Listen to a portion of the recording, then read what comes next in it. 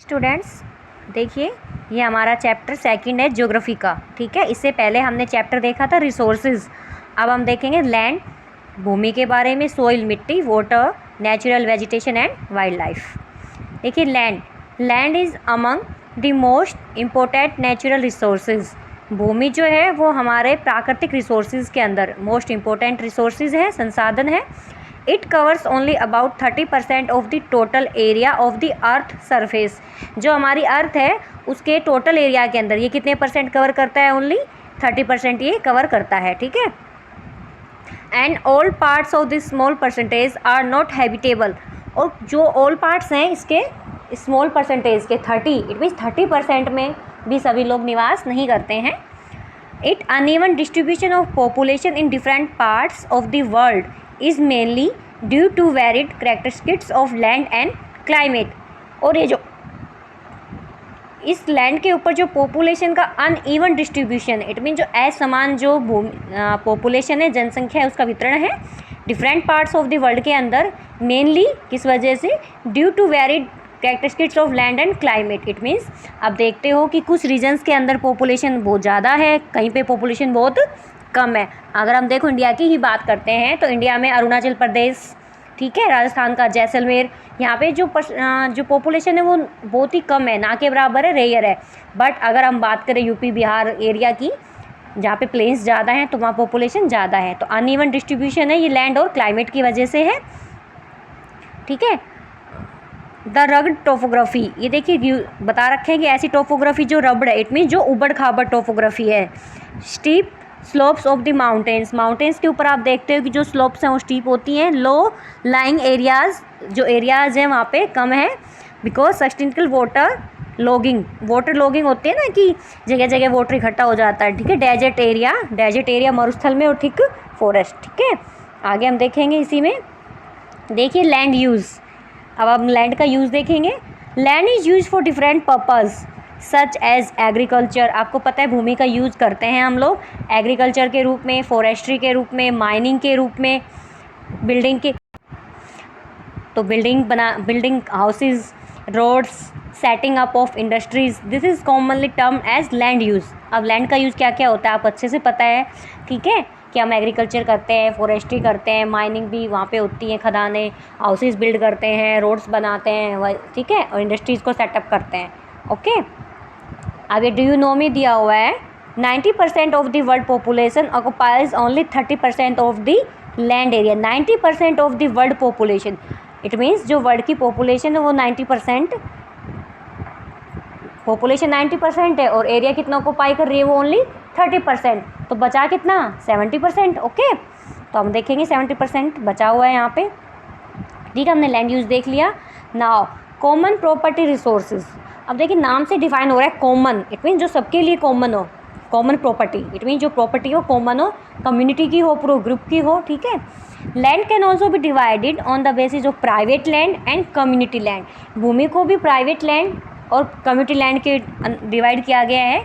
जैसे आप लोगों का खुद का हाउस है तो आपकी वो प्राइवेट लैंड है, और एक आप पार्क लगा लो वो कम्युनिटी की है पार्क। ठीक है, private land is own by individual, whereas private जो भूमि होती है वो एक व्यक्ति की होती है, वेयर एज जबकि community land is own by the community for common uses.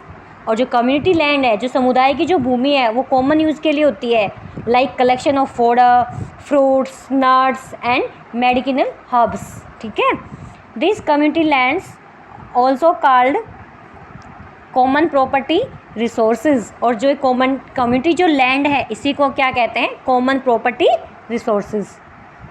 आगे हम देखेंगे change in land use over time, कि जो लैंड का यूज़ है वो ओवर टाइम के साथ कुछ चेंज हुआ है क्या? देखते हैं। People and their demands are ever growing. देखिए पीपल जो लोग हैं और उनकी जो डिमांड्स हैं आर एवर ग्रोइंग, वो हमेशा ग्रो होती रहती है। एक डिमांड पूरी हो जाती है तो दूसरी डिमांड आ जाती है, सेकंड पूरी तो थर्ड डिमांड आ जाती है। तो जो डिमांड्स है वो एवर ग्रोइंग होती रहती है। But the availability of land is limited. अब डिमांड्स तो अनलिमिटेड हैं बट लैंड तो लिमिट मैनर में है ना हमारे पास। अब ऐसा तो नहीं है कि भूमि को हम बढ़ा लेंगे, जितनी भूमि उतनी ही है, बट डिमांड बहुत ज़्यादा है और जो भूमि है वो लिमिट मैनर में है, सीमित है हमारे पास। People started encroaching the common lands to build up commercial areas.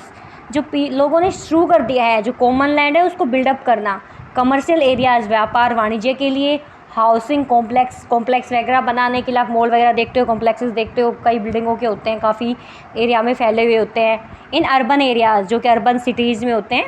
And to expand the agriculture land in the rural areas, और जो रूरल एरियाज़ हैं, जो गाँव के जो एरियाज़ हैं, वहाँ पे वो जो एग्रीकल्चर लैंड है उसको वो एक्सपेंड कर रहे हैं, बढ़ा रहे हैं। लैंड डिग्रेडेशन, जो लैंड का जो डिग्रेडेशन होता है, कटाव होता है। लैंडस्लाइड्स जो बनती हैं, सोइल इरोजन, भूमि का कटाव। डेजर्टिफिकेशन, इट मीन्स डेजर्ट बढ़ता जा रहा है, मरुस्थल बढ़ रहा है, कम नहीं हो रहा, बढ़ रहा है, ठीक है। ये सब इसकी वजह से प्रॉब्लम्स आ रही हैं। ये पिक्चर्स यहाँ पे दी हुई है, देखिए। वन पिक्चर में एग्रीकल्चर दिखा रखा है, वहाँ पे घर दिखा रखे हैं, देखिए। सेकंड में देखिए एग्रीकल्चर कम हो गई है, और जो थर्ड है उसमें और हाउसेज हो गए, फोर्थ में तो पूरी बिल्डिंग बन गई है, ठीक है। नाउ देखिए कंजर्वेशन ऑफ लैंड रिसोर्स, हमने लैंड रिसोर्स पढ़ा, फिर हमने लैंड का यूज़ पढ़ा, फिर लैंड में जो यूज़ में चेंजेस आए वो हमने पढ़ा। अब हम पढ़ेंगे इसको कंजर्व कैसे करें, संरक्षित कैसे करें लैंड रिसोर्स को, भूमि संसाधन को। तो growing population and their ever growing demand has led to a large scale destruction of forest cover and arable land and has created a fear of losing this natural resource. देखिए growing population बढ़ रही है, आपको अच्छे से पता है। And there, China के बाद हम सेकंड नंबर पे हैं पॉपुलेशन में, बट कह रहे हैं कि आफ्टर 2030 तक समथिंग हम फर्स्ट आ जाएंगे पॉपुलेशन में। तो पॉपुलेशन ग्रो अप कर रही है, और देयर एवर ग्रोइंग डिमांड्स, तो जितनी ज़्यादा पॉपुलेशन बढ़ेगी उतनी ही डिमांड्स बढ़ेंगी। तो इससे large scale destruction of forest cover, इससे क्या होगा कि ज़्यादा से ज़्यादा हाउस बनाने पड़ेंगे, ज़्यादा से ज़्यादा इंडस्ट्रीज सेटअप करनी पड़ेंगी, और उस सब के लिए क्या होगा, फॉरेस्ट एरियाज़ को हमें कट करना पड़ेगा, ट्रीज़ को। तो एक लार्ज स्केल, बहुत बड़े लेवल के ऊपर फॉरेस्ट का डिस्ट्रक्शन होगा, विनाश होगा। एंड अरेबल लैंड का also. And has created a fear of losing this natural resource, और एक फियर क्रिएट हो जाएगा कि हम अपने इस नेचुरल रिसोर्स को लॉस कर देंगे, धीरे धीरे ख़त्म कर रहे हैं हम इससे। Therefore, the present rate of degradation of land resource must be checked। इसीलिए जो लैंड रिसोर्स की जो प्रजेंट रेट है डिग्रेडेशन की, डिग्रेडेशन होता है इसकी हार्स की, इसके पतन की जो रेट है वो मस्ट भी चेक होनी चाहिए, चेक करते रहना चाहिए, ठीक है। और हमें उसको कंजर्व करते रहना चाहिए, इट मीन्स अनलिमिटेड मैनर में यूज़ नहीं करना चाहिए। एफॉरेस्टेशन, अब इसके कंजर्व के जो सॉल्यूशंस है वो बता रखा है कि हम क्या क्या कर सकते हैं। एफॉरेस्टेशन, इसमें हम ज़्यादा से ज़्यादा वन लगाएं, पेड़ पौधे लगाएं, वनीकरण कर सकते हैं। लैंड रिक्लेमेशन कर सकते हैं। रेगुलेटेड यूज ऑफ केमिकल, जो केमिकल्स हैं हम उनको अवॉइड कर सकते हैं, केमिकल फर्टिलाइजर्स वगैरह को, ठीक है। अब लैंडस्लाइड्स, देखिए इधर लैंडस्लाइड दी हुई है इस पिक्चर में। Landslides are simply defined as the mass movement of rock, debris और अर्थ डोनर स्लोप। लैंडस्लाइड्स क्या होते हैं कि जो कोई भूकंप वगैरह आता है तो लैंडस्लाइड हो जाती हैं।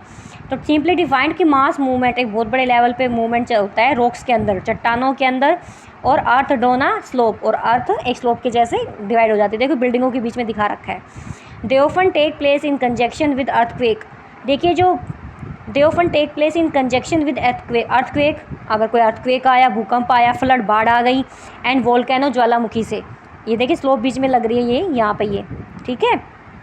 तो इन सब की वजह से अर्थक्वेक, फ्लड और वोल्केनोज की वजह से लैंडस्लाइड्स बन जाती हैं।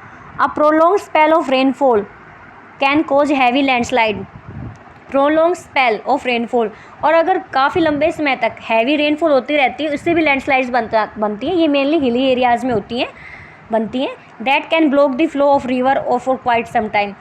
अब देखिए एक माउंटेन है, वहाँ पे नीचे आके भूमि में लैंडस्लाइड बन गई है, तो उससे जो रिवर का जो फ्लो होता है वो रुक जाता है, ब्लॉक हो जाता है, क्योंकि जो नदियाँ हैं पर्वतों से बह के नीचे आती हैं। The formation of river blocks can cause havoc to the settlements downstream on its bursting, और जो रिवर का जो फॉर्मेशन है उसको ब्लॉक हो गया तो इससे क्या कॉजेज होंगे, जो सेटलमेंट है जो रहने की है वो down stream on its bursting, तो वो उसमें डाउन स्ट्रीम हो जाएंगे। In the hilly terrain landslides, हिली टेरेन जो हिली एरियाज़ हैं वहाँ पे जो लैंडस्लाइड्स हैं हैव बीन अब वो कैसी हो जाती हैं, have been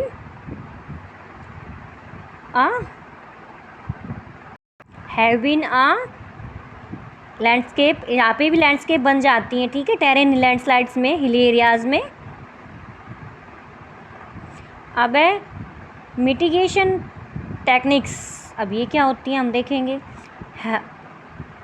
hazard mapping locate areas prone to landslides, hence such areas can be avoided for building settlement. देखिए hazard mapping locate areas prone to landslides, जो हैजर्ड मैपिंग होती है एरियाज में प्रोन टू लैंडस्लाइड्स, जो landslides होती हैं उनको locate करते हैं, हैंस इसलिए such areas can be avoided.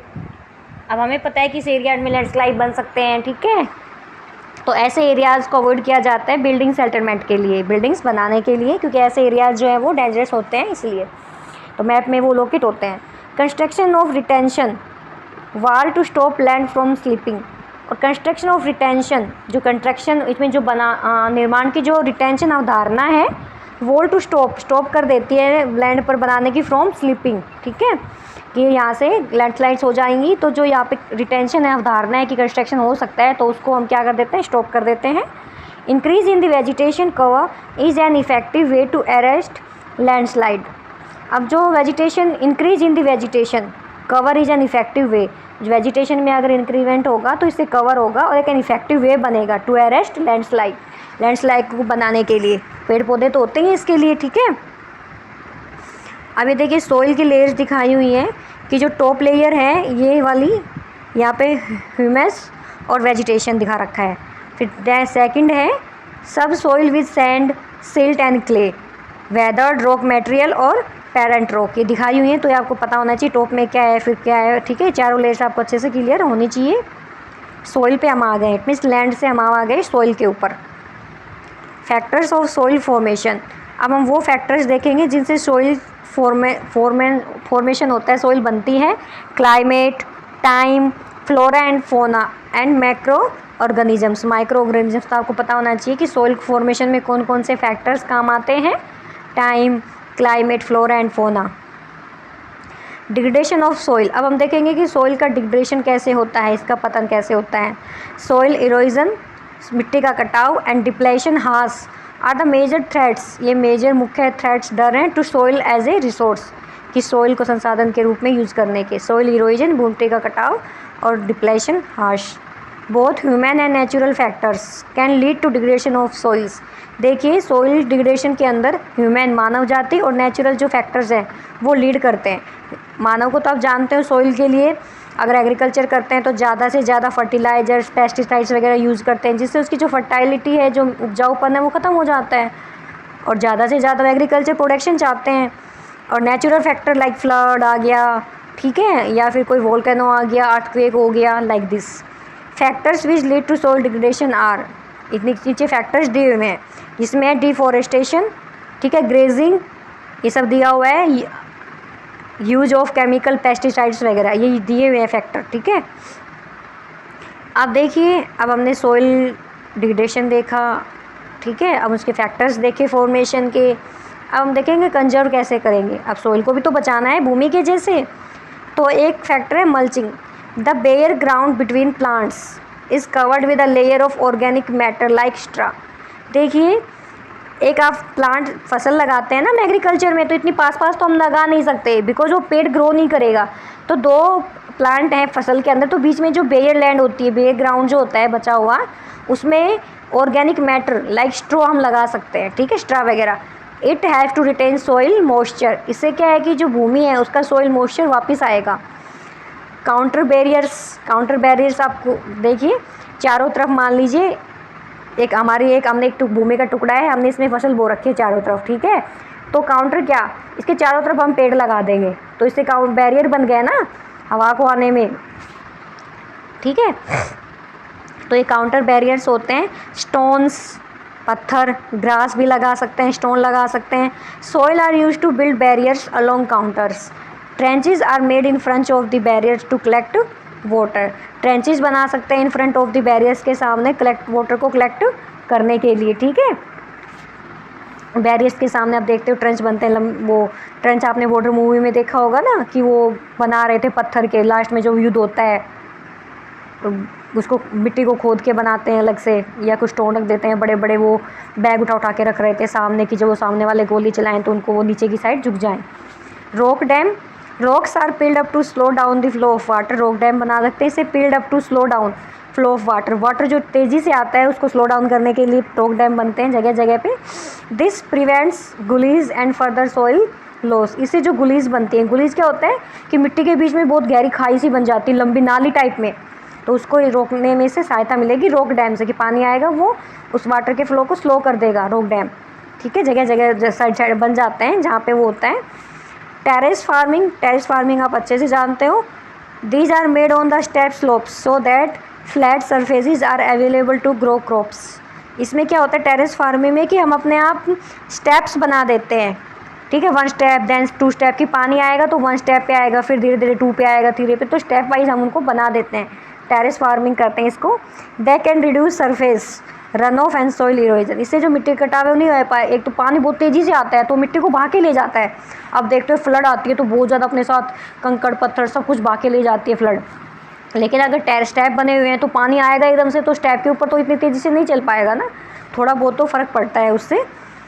और intercropping, different crops are grown in alternate rows and sown at different times to protect the soil from rain wash. देखिए एक जैसे ही अगर हम फसल बोते रहेंगे तो दिक्कत होगी, तो इंटरक्रॉपिंग करनी चाहिए। ठीक है, डिफरेंट क्रॉप्स को ग्रोन करना चाहिए अल्टरनेट रोज के अंदर, इससे भी सॉइल इरोजन बचता है, सॉइल फ्रॉम रेन वॉश। ठीक है, ये देखिए सारे आपको दिखाए हुए हैं पिक्चर्स, टेरेस फार्मिंग की दिखाई हुई है, इधर देखिए स्टेप्स बनाए हुए हैं, काउंटर बैरियर्स की दिखाई हुई है देखिए चारों तरफ।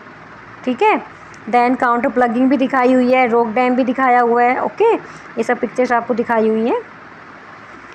एक्टिविटी दी हुई है आपकी, एक्टिविटी आपको देखनी है, ट्रे लेनी है और भी होल्स बनाने हैं एंड के अंदर, ट्रेस के अंदर देखो दिखा हुआ है leave the soil in A tray, activity आप देख लेना। देन वाटर, देखिए ये हाइड्रोजन एटम दिखाया हुआ है, हाइड्रोजन एटम, ऑक्सीजन एटम दिखाया हुआ है। Do you no, it means हमने लैंड देख लिया, लैंड के बाद हमने सॉइल देखा, अब हम थर्ड रिसोर्सेज देखेंगे वाटर। हमारे चैप्टर का नाम है ना यही, लैंड सॉइल वाटर, तो लैंड सॉइल हो गया, then water. Do you know, क्या आप जानते हो, इन 1975 1975 का timing the consumption of water for human use was 3850 CU kilometre year, it's soared to more than 600। ये देखिए बता रखा है कि 1975 में जो वाटर का कंजप्शन है वो इतना था, टू मोर दैन इतना दिया हुआ है 2000 में। इट मीन्स कंपैरिजन किया हुआ है 1975 के सन को 2000 को। ठीक है, कि पहले तो 3850 था और अभी 6000 से ऊपर है। ठीक है, water is a vital renewable natural resource. आपने पढ़ा होगा पिछली क्लास में भी कि जो वाटर है वो वाइटल, बहुत ही इंपॉर्टेंट, रिन्यूएबल, इट मीन्स हम इसको रिन्यू कर सकते हैं। ठीक है, नवीकरणीय योग्य नेचुरल संसाधन है, ये प्राकृतिक संसाधन है, वाटर रिन्यूएबल है ये। 3/4 of the earth surface is covered with water. आपको अच्छे से पता है कि 3/4 जो है वाटर है। ठीक है, हमारी अर्थ के ऊपर, इट मीन्स कितने परसेंट, 70%, 3/4 इतना ही होता है। It is there for approximately called the water planet, इसीलिए इसको सटीक रूप से क्या कहा जाता है, वाटर प्लानेट, जल ग्रह। It was in the primitive oceans, ये प्राचीन जो ओशियंस है, प्रिमिटिव जो महासागर हैं, that life began almost 3.5 billion years back. It means it was in primitive oceans, ये प्राचीन महासागरों से ही है इसकी लाइफ। ठीक है, 3.5 billion years back. Nearly 70% of this occurs as ice sheets and glaciers in Antarctica, Greenland mountain regions। 70% जो है इसमें आइस शीट्स, ग्लेशियर्स होते हैं जो कि अंटार्कटिका में है, ग्रीनलैंड में और माउंटेन्स रीजन्स में है। Fresh water accounts for only about 2.7%। Fresh water कितना है, 2.7%। Only 1% of fresh water is available. देखिए ये कह रहा है कि वाटर अकाउंट्स 2.7% है फ्रेश, लेकिन अवेलेबल कितना है, ओनली 1%, सिर्फ 1% अवेलेबल है फ्रेश वाटर। और हम सोचते हैं कि पानी तो हमारे पास बहुत ज़्यादा है। And fit for human use, और जो 1% ही है वही ह्यूमन बींग्स के लिए फिट है, बाकी तो सोल्टी भी तो है, ओशियंस का पानी नमकीन है, सोल्टी है। ठीक है, it is found as ground water, as surface water in rivers and lakes and as water vapour in the atmosphere. और वाटर वेपोर भी होता है एटमोसफेयर में। ठीक है, सन की रेंज की वजह से, तो सिर्फ 1% हमें हमारे यूज़ के लिए है।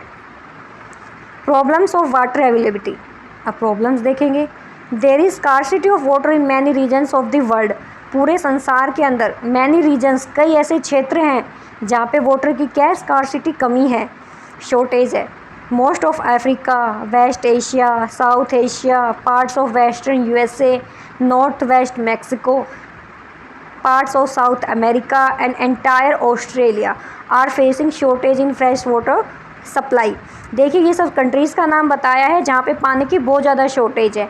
ऑस्ट्रेलिया को तो जस्ट आपने देखा होगा समथिंग 1 साल पहले की बात है, जो वहाँ वो एकदम से वन में आग लग गई थी, तो पानी की बहुत ज़्यादा वहाँ पे वैसे ही कमी है क्योंकि रेगिस्तान है, बहुत ज़्यादा मरुस्थल है, तो ऑस्ट्रेलिया में पानी की बहुत कमी होती है। तो वहाँ पे एक ऑर्डर आया था कि जो कैमल है, ऊँट है, उनको गोलियों से मतलब मार दिया जाए, बिकॉज कैमल जो है वो पानी को बहुत ज़्यादा एब्जॉर्ब करते हैं, बहुत ज़्यादा वो लोग पानी पीते हैं, कैमल जो है बहुत ज़्यादा पानी पीते हैं। तो ये एक ऑर्डर भी आया था बिकॉज वहाँ पहले ही शॉर्टेज है पानी की, इस वजह से। Countries located in climatic zones most sustainable to droughts face great problems of water scarcity. Countries located in climatic zones, वो कंट्री जो क्लाइमेटिक जोन्स के अंदर लोकेटेड है वो क्या है, सस्पिटेबल टू ड्रॉट्स। ड्रॉट होता है सूखा, सूखे की प्रॉब्लम्स को फेस करते हैं वो वाटर की स्कार्सिटी की वजह से। ड्रॉट, सूखा पड़ना बिल्कुल ही। कंजर्वेशन ऑफ वाटर, अब हम इसको भी तो वाटर को तो सुरक्षित रखना ही है, जैसे हमने लैंड को रखा, जैसे सोइल को किया। Access to clean and adequate water source is a major problem. Access to clean, एक तो पानी को, साफ पानी की पहुँच, इट मीन्स पीने का साफ पानी तक पहुँच, और एडुकेट वाटर, और पर्याप्त मात्रा में पानी, ये एक मेजर प्रॉब्लम है पूरे वर्ल्ड की, एक तो साफ पानी और एक पर्याप्त मात्रा में पानी।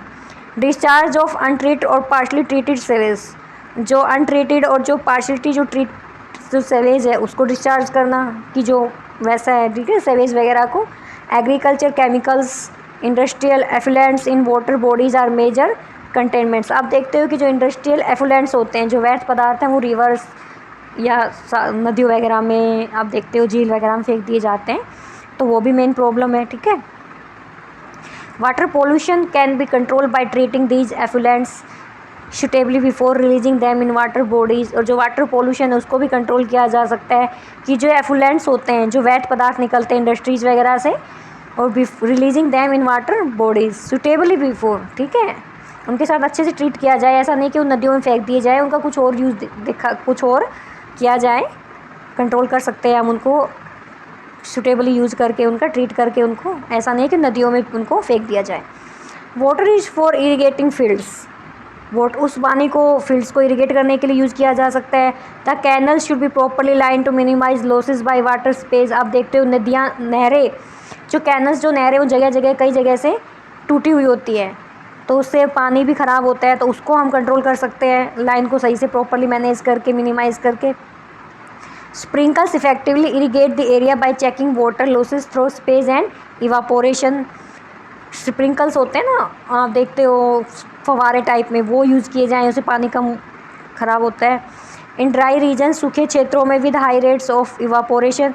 देखिए जो सूखे क्षेत्र हैं वहाँ पे जो इवापोरेशन की जो प्रोसेस है वो हाई लेवल पे होती है। ड्रिप और trickle irrigation is very useful. बूंद बूंद पानी और वो ट्रिकल इरिगेशन हम वहाँ पे यूज़ कर सकते हैं, ठीक है। ट्रिकल आपने देखे, एक फव्वारा टाइप होता है जिसमें पानी लाइक फव्वारों में ऐसे रेंज के रूप में निकलता है, लाइन के रूप में। Natural vegetation and wild life, ये देखिए यहाँ पे लायंस दिखाए हुए हैं, पिकॉक दिखाया हुआ है। बायोस्फीयर, जैव मंडल, इसमें लैंड, सोइल, वाटर तीनों आ जाते हैं। Natural vegetation and wild life exist only in the narrow zone of contact. Natural vegetation, प्राकृतिक वनस्पति, और वाइल्ड लाइफ, वन्य जीव, एग्जिस्ट है only in the narrow zone में, तंग जोन में, ऑफ कॉन्टैक्ट बिटवीन लिथोस्फेयर, ठीक है, hydrosphere and atmosphere, that we call biosphere. Hydrosphere आपका वाटर हो गया, एटमोसफेयर आपका लैंड हो गया, और लिथोस्फेयर आपका एटमोसफेयर हो गया। इट मीन्स ये तीनों चीज़ें हमने देखी, ठीक है।